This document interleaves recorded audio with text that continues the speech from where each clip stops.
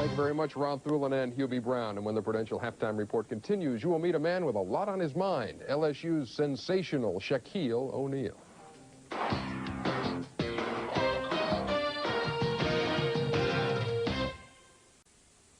At the Great Western Forum, they are at the break. The Blazers and Lakers here on TNT, and the Prudential Halftime Report continues. Every now and then, a college player comes along who seizes the attention of NBA brass league-wide. LSU's Shaquille O'Neal is such a player. At this point, it appears he'll stay in college and not leave after his sophomore year, but he has until May 11th to decide. I spent some time with the Shaq earlier this week and found that he's learned to play this game one way. No matter who the opponent is, just go out and kill him. If he's small, short, big, fat, tall, just go out and kill him. Who taught you that? My father. Take no prisoners. 7'1", nearly 300 pounds, yet only weeks beyond his 19th birthday, LSU sophomore Shaquille O'Neal is already being heralded as one of the top centers in the universe. The son of an Army drill sergeant, Shaquille was raised on Army bases throughout the U.S. and Europe. The family settled at Fort Sam Houston in San Antonio. The Shaq went to Cole High School and led his team to 68 wins in 69 games over 2 seasons. And it is to San Antonio where Shaquille returns during LSU's spring break, and that's where we hooked up with him and his close-knit family. While father and son have pledged their collegiate allegiance to LSU, what about an early entry to the pros? When we first went to school, everything was go to school, get education. Now that Shaquille's a fairly good basketball player, everybody now is saying dump school and go to the NBA.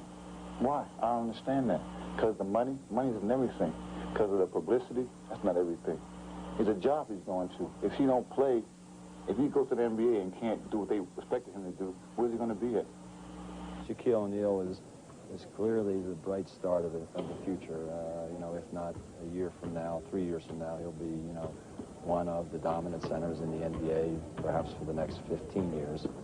The other day I was walking across campus and I watched this 7'1" giant walking across the campus with a hat on his head and smiling, and kids were gathering around him. And you're only 18 or 19 one time in your whole life, never again.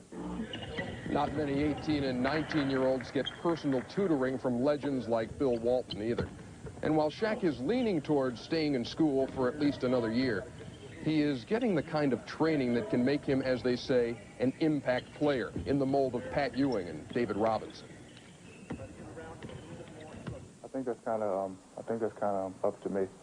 If I want to go in and dominate and take over, I think I will be able to. But if I go in and let people like David and Patrick intimidate me, then I will probably be soft. But I'm always wanted to play pro basketball. I'm just going to go in and have fun.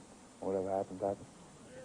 Shaquille O'Neal can become the best player ever to play basketball. Whether he does depends on him. He has all the ability, the physical skills, the mental skills, the family background, the discipline, the work ethic. Now it's just whether he puts his time and mind to it. When it comes time for me to decide to go pro or whatever, then I'll decide. But right now, I don't really think that much. I just, live one day at a time, have fun, eat my mother's good cooking, play with the kids, and, Shaq settled on basketball after deeming baseball too boring. He also played some football growing up, but linebackers pounding on his knees sent him to the basketball court. Pretty good decision.